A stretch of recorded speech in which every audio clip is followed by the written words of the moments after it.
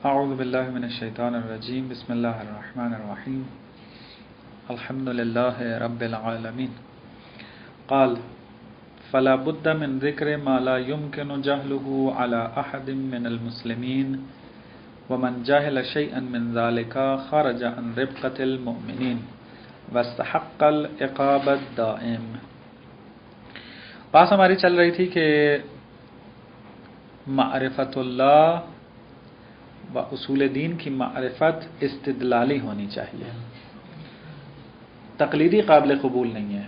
وہ تقلیدی قابل قبول نہیں ہے، اس کے اوپر ایک عقلی دلیل قائم کی تھی انہوں نے، اور دو نقلی احادیث سے اور آیات سے استفادہ کیا تھا۔ اس کے بعد آج یہ ذکر کرتے ہیں کہ پس معلوم ہو گیا، نتیجہ یہ نکلا کہ جب اصول دین استدلالی ان کی معرفت واجب ہے، تو اب ہم آپ کو اصول دین کی معرفت استدلالی کیسے ہوتی ہے اس کو بیان کرتے ہیں۔ توحید سے لے کر معاد تک کے مسائل کو ذکر کرتے ہیں دلیل کے ساتھ۔ آپ کو دلیل بتائیں گے کہ توحید کی کیا دلیل ہے، عدل کی کیا دلیل ہے، نبوت، امامت، قیامت، ان سب کی کیا دلیلیں موجود ہیں۔ فرماتے ہیں کہ اگر کوئی بندہ جاہل رہ جائے اصول دین کی معرفت سے، وہ دائرہ اسلام سے خارج ہے۔ علیکم السلام۔ وہ دائرہ اسلام سے خارج ہے، کیونکہ اصول دین ہیں کہ جو انسان کو اسلام کے دائرے میں لے کر آتے ہیں، اور ایک انسان جو ہے وہ اصل اصول دین سے جاہل ہے۔ مثلا اگر کوئی انسان کہے کہ اب زبان سے کہے کہ میں مسلمان ہوں، لیکن اس سے پوچھا جائے کہ خدا ہے اس کائنات کا، خدا کو جانتے ہو؟ وہ کہتا نہیں، مجھے تو نہیں پتا۔ جو کوئی اس حالت میں اگر فوت کر جائے تو صاحب مصنف، صاحب کتاب یہ کہتے ہیں کہ وہ بندہ دائرہ اسلام سے خارج ہے۔ اسلام کے دائرے میں وہ داخل ہوگا کہ جس کو اصول دین کی معرفت حاصل ہو، اور اصول دین کی معرفت پھر کیسے حاصل ہوگی؟ وہ استدلال ہے۔ اب دلیل آپ کی خدمت میں عرض کیا، دلیل بوڑھی کے چرخے والی بھی ہو تو کافی ہے، لیکن دلیل ہونی چاہیے۔ یہ نہ ہو کہ مثلا چونکہ میرے والدین خدا کو مانتے ہیں بس میں بھی خدا کو مانتا ہوں، یا فلانا عالم دین جو ہے وہ خدا کو مانتا ہے بس میں بھی خدا کو مانتا ہوں۔ نہ، یہ صورتحال نہیں ہونی چاہیے۔ دلیل ہونی چاہیے حتماً۔ آپ سے اگر پوچھا جائے کہ خدا کے وجود کو ثابت کریں، تو کم سے کم ایک دلیل آپ کے ذہن میں ہو کہ میں فلانی دلیل کے ذریعے خدا کا قائل ہوں، اب وہ دلیل آپ کی جو بھی ہو اس میں۔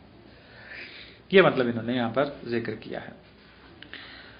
فرماتے ہیں فلا بد من ذکر ما لا يمكن جهله على احد من المسلمین، بس کہتے ہیں ضروری ہے کہ ہم ذکر کریں اس چیز کو کہ جس کی جہالت ممکن نہیں ہے کسی ایک مسلمان کے اوپر بھی، یعنی کوئی ایک بندہ بھی اس سے جاہل نہیں رہ سکتا۔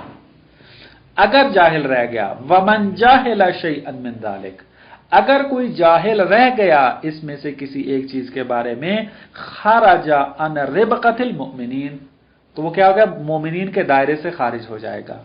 واستحق العقاب الدائم، اور جہنم کا مستحق ہو جائے گا، جہنم ان کے حصے میں آئے گی۔ اقول لما وجبت المعارف المذکورہ بالدلیل السابق اقتضى ذلك وجوبها على كل مسلم، فرماتے ہیں کہ جب یہ ثابت ہو چکا ہے دلیل کے ذریعے کہ معارف مذکورہ یعنی اصول دین کی معرفت واجب ہے، تو یہ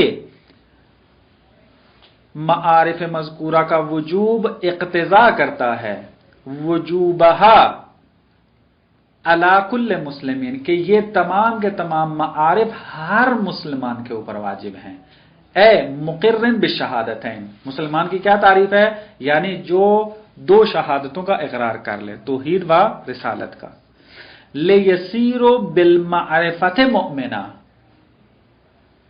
مسلمان تب بنے گا کہ جب وہ شہادتین کا اقرار کر لے اور جب اس کی معرفت استدلالی ہو جائے گی اس وقت وہ مومن بن جائے گا۔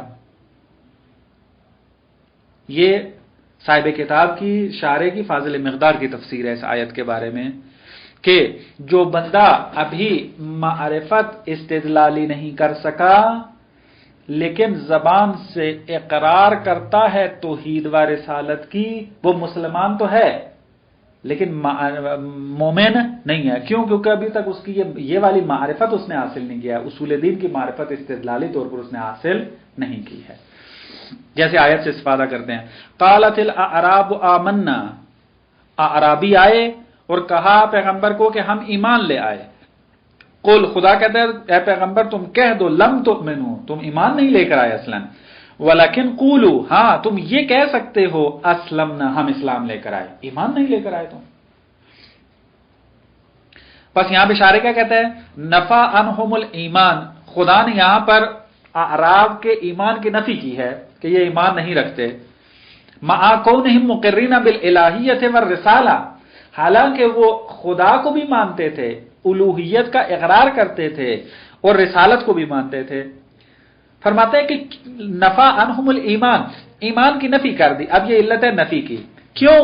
لعدم کون ذالک، کیونکہ ان کی جو یہ الوہیت کے بارے میں ایمان تھا اور رسالت کے بارے میں ایمان تھا، یہ بالنظر والاستدلال، یہ استدلالی نہیں تھا، کیونکہ یہ جو انہوں نے اقرار کیا ہوا تھا وہ بدون استدلال تھا۔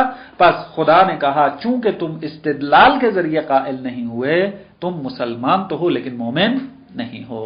مومن اس وقت بنو گے کہ جب تم استدلال کے ذریعے ان معارف کو حاصل کرو گے۔ وحیث ان الثواب مشروط بالایمان، اور جب یہ ثابت ہے شریعت کے اندر، اسلام کے اندر کہ ثواب ایمان پر ملے گا نہ کہ اسلام پر، کان الجاہل بہذہ المعارف مستحقا للعقاب، پس جو جاہل ہوگا ان معارف کا، اصول دین کی معرفت نہیں رکھتا ہوگا، تو وہ کیا ہوگا؟ عقاب دائم کا مستحق ہوگا، اس کو عقاب دائم ملے گا۔ کیوں؟ لأن كل من لا يستحق الثواب اصلا مع اتصافه بشرائط التکلیف فهو مستحق للعقاب بالاجماع، کیونکہ فرماتے ہیں اس وجہ سے کیونکہ ہر وہ انسان، لأن كل من لا يستحق الثواب اصلا مع اتصافه بشرائط التکلیف فهو مستحق للعقاب بالاجماع، ہر وہ شخص کہ جو کیا ہے مستحق نہ ہو ثواب کا، حالانکہ وہ کیا ہے متصف ہے شرائط تکلیف کے ساتھ، شرائط تکلیف رکھتا ہے، ثواب کا استحقاق ابھی اس کے اندر نہیں پایا جاتا، فہو مستحق للعقاب، بس عقاب کا وہ مستحق ہے بالاجماع اور اجماع۔ کیوں؟ کیونکہ تکلیف اس کے اوپر آئی ہوئی ہے، اور تکلیف جب اس کے اوپر آئی ہے ابھی تکلیف اس نے انجام بھی نہیں دیا، بس وہ مستحق ثواب نہیں ہے۔ جب مستحق ثواب نہیں ہے تو نتیجہ کیا نکلتا ہے؟ مستحق عقاب ہے۔ اگر انجام دے گا تو ثواب ملے گا، انجام نہیں دے گا تو عقاب ملے گا۔ بس اس وجہ سے جو بندہ بھی استدلالی طور پر معرفت حاصل نہ کرے وہ جاہل شمار ہوگا اور جاہل مستحق عقاب ہوگا۔ یہ مطلب ان کا یہاں تمام ہو گیا۔ اب یہاں پہ فقط ربقہ جو لفظ استعمال کیا تھا انہوں نے، اس کی وضاحت کرتے ہیں۔ مصنف نے کہا تھا نا من جاہل شیئا من ذالک خرج عن ربقۃ المؤمنین، ربقہ مومنین سے خارج ہے۔ اب ربقہ کسے کہتے ہیں اس کی وضاحت کرتے ہیں۔ کہتے ہیں ربقہ بکسر الراء وسکون الباء، را متحرک ہے، اس کے نیچے جو ہے وہ کسر ہے اور با جو ہے وہ ساکن ہوگی، یعنی ربقہ پڑھیں گے۔ کیا معنی ہے اس کا؟ حبل مستطیل فیہ عرن تربت فیہا البہم، فرماتے ہیں کہ ایک لمبی رسی ہے جس کے اندر حلقے موجود ہوتے ہیں، مثلا زنجیر، اس میں حلقے موجود ہوتے ہیں، لمبی ایک رسی اس میں حلقے موجود ہیں، اور یہ ایسی رسی ہے تربت فیہا البہم جس میں چوپایوں کو کیا ہے باندھا جاتا ہے، وہی زنجیر آپ ایک معنی لے لیں جس کے ذریعے آپ چوپایوں کو حیوانوں کو باندھتے ہیں، اس کو کہتے ہیں ربقۃ المؤمنین۔ فرماتے ہیں بس یہ ربقہ یہاں کیوں لفظ استعمال کیا؟ وَاسْتَعَارَهُ الْمُصَنِّفُ هُنَا لِلْحُكْمِ الْجَامِعِ لِلْمُؤْمِنِينَ، اب مصنف نے استعارے کے طور پر یہاں پر استعمال کیا۔ بلاغت کا ایک قاعدہ ہے کہ استعارہ وہاں پایا جاتا ہے، تشبیہ کے طور پر استعمال کرتے ہیں مثلا، تو یہاں پر استعارے کے طور پر ربقہ کے لفظ کو استعمال کیا ہے اور یہ بیان کرنا چاہتے ہیں کہ وہ حکم کہ جو جامع ہو تمام مومنین کو، اس کو ربقہ کہا۔ وہ حکم کہ جو تمام مومنین کو جامع ہے، وہ کیا حکم ہے؟ وَهُوَ استحقاق الثواب الدائم والتعظیم، کہ ہر مومن مستحق ثواب ہے۔ یہ حکم عام ہے، حکم جامع ہے مومنین کے لیے، اس کو نام دیا ربقۃ المؤمنین۔ اور جو بندہ معرفت اللہ سے جاہل رہ گیا وہ ربقۃ المؤمنین سے خارج ہے، یعنی وہ اس رسی کے اندر نہیں آئے گا، یعنی وہ ثواب کے دائرے میں نہیں آئے گا، اس کے اوپر ثواب نہیں ملے گا۔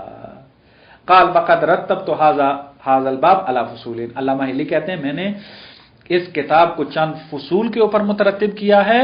الفصل الاول، اس کی فصل کیا ہے؟ پہلی، فی اثبات واجب الوجود لذاتہ تعالی، کہ ہم کیا کریں؟ واجب الوجود کو ثابت کریں۔ اب عرض کیا تھا کہ اگر متکلم یہاں بول رہا ہوتا، کلام ہوتا خالص سے محض، وہ کہتا اثبات الصانع، کہ یہاں پر پہلی فصل کیا ہے؟ صانع کے اس بات میں ہے، خالق کے اس بات میں ہے۔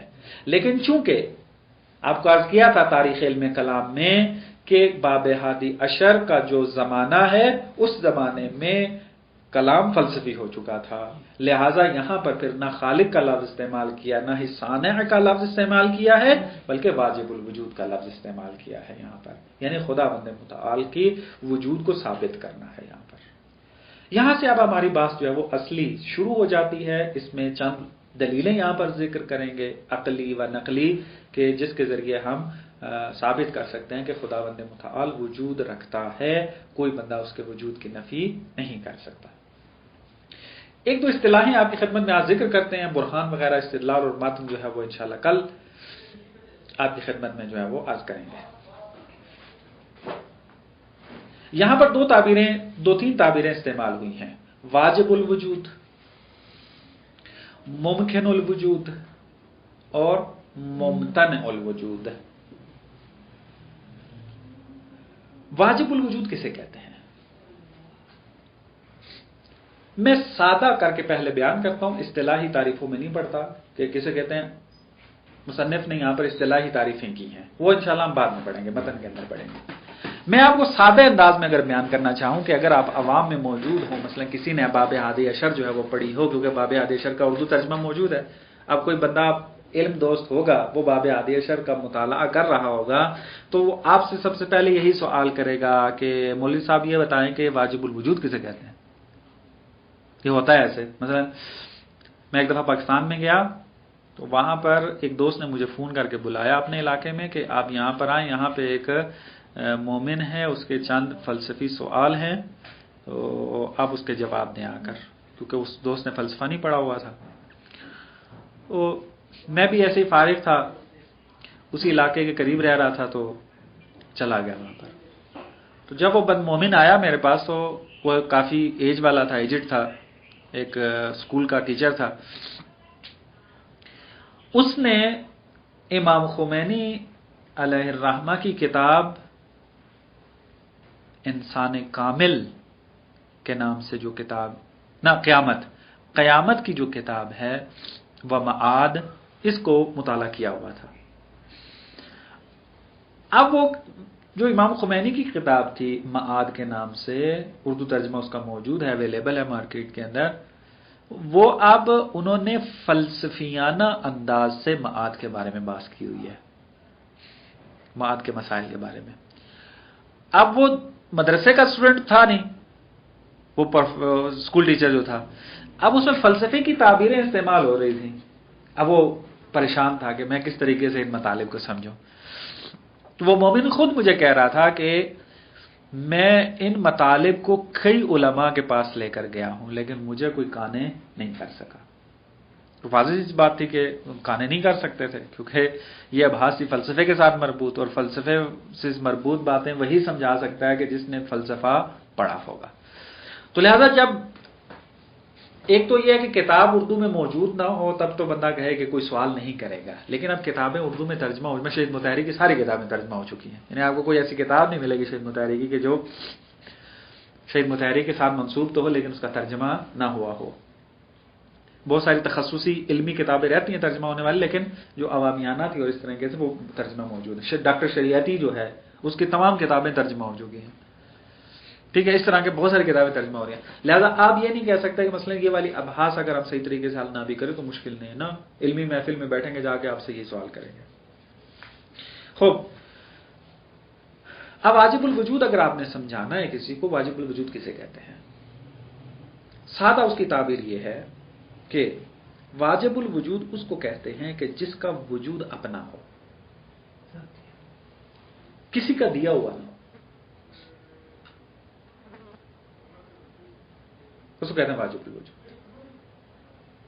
باقی آپ جو بھی مثلا ممکن الوجود پھر کسے کہیں گے؟ یعنی وہ اس کا اپنا نہیں ہے، ابھی ہے، مثلا میرے پاس وجود ہے، آپ کے پاس وجود ہے، وجود رکھتے ہیں آپ،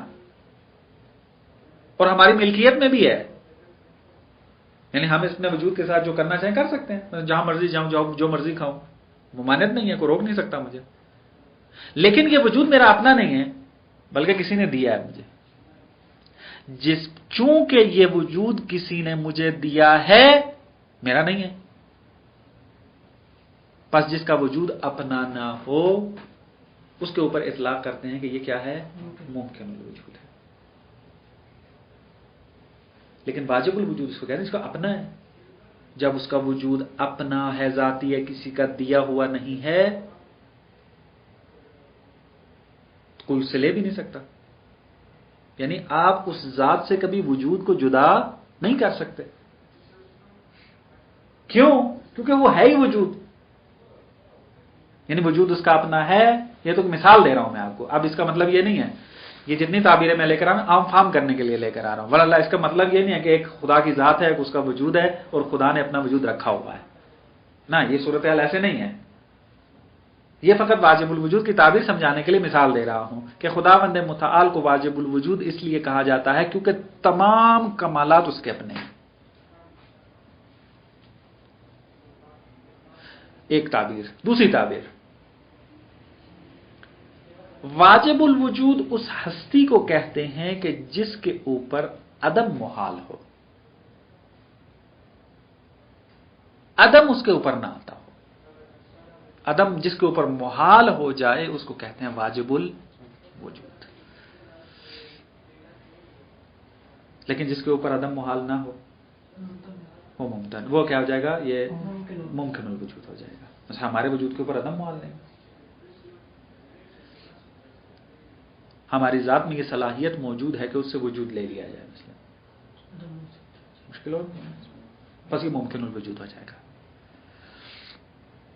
یہ تو تعبیریں سادہ اپنی ذہن کے اندر رکھیں، جو اصطلاحی اس کی تعبیریں ہیں وہ آپ کتاب میں پڑھیں گے آ کر۔ پر ممتنع الوجود کیا ہوگا؟ یعنی ایک ایسی، آپ مثلا ہستی تو نہیں کہہ سکتے، مثال دینے کے لیے کہہ رہے ہیں، کوئی ممتنع الوجود چیز نہیں ہے تاکہ ہستی کہیں اس کو، لیکن سمجھانے کے لیے ایک ایسی ذات ہے کہ جس کے اندر اصلا وجود لینے کی صلاحیت ہی موجود نہیں ہے، وہ قبول ہی نہیں کر سکتی، صلاحیت نہیں ہے کہ وہ وجود کو لے سکے، اس کو کہتے ہیں ممتنع الوجود۔ شریک باری، شریک باری ایک ایسی حقیقت کا نام ہے کہ جو اسے وجود کو قبول نہیں کر سکتی، اصلا صلاحیت نہیں ہے اس کے اندر۔